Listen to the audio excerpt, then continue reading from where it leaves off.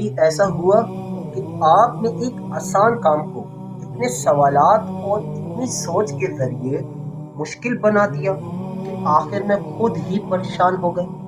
بنی اسرائیل کے ساتھ بھی کچھ ایسا ہی ہوا، اور قرآن میں اس کا ایک بہت بڑا سبق موجود ہے۔ Dear viewers, as you know, prophet Musa کے زمانے میں بنی اسرائیل میں ایک قتل کا واقعہ پیش آیا۔ قاتل کون تھا، اس معاملے میں اختلاف پیدا ہو گیا۔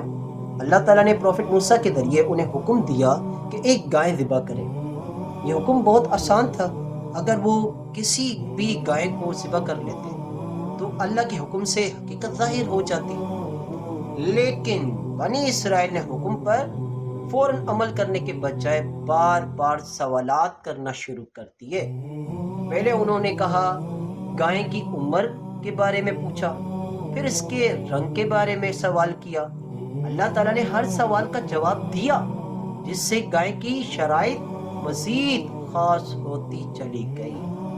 پھر سورہ بقرہ آیت 70 میں انہوں نے کہا، قَالُوا ادْعُ لَنَا رَبَّكَ يُبَيِّن لَنَا مَا هِيَ إِنَّ الْبَقَرَ تَشَابَهَ عَلَيْنَا وَإِنَّا إِن شَاءَ اللَّهُ لَمُهْتَدُونَ۔ ترجمہ، انہوں نے کہا، آپ اپنے رب سے دعا کیجئے کہ ہمارے لیے واضح طور پر بیان کر دیں کہ وہ گائے کیسی ہے، کیونکہ بے شک گائے ہم پر مشتبہ ہو گئی ہے، اور اگر اللہ چاہے گا تو یقیناً ہم راہ پا لیں گے۔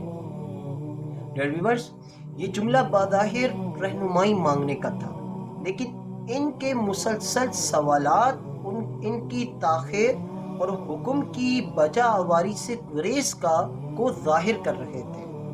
چنانچہ معاملہ اتنا محدود ہو گیا کہ آخر میں انہیں ایک خاص قسم کی گائیں تلاش کرنی پڑی جو بہت نایاب تھی، اور اسے حاصل کرنے کے لیے ان کو بہت زیادہ مہنگی قیمت بھی دینی پڑی۔ اس واقعے سے ویورز ہمیں کیا سیکھنے کو ملتا ہے؟ کہ اللہ کے حکم میں تاخیر نقصان کا سبب بن سکتی ہے۔ بنی اسرائیل اگر پہلے دن ہی حکم مان لیتے تو انہیں اتنی مشکلات کا سامنا نہ کرنا پڑتا۔ دوسری چیز، ضرورت سے زیادہ سوال بعض اوقات انسان کے لیے مشکل پیدا کر دیتے ہیں۔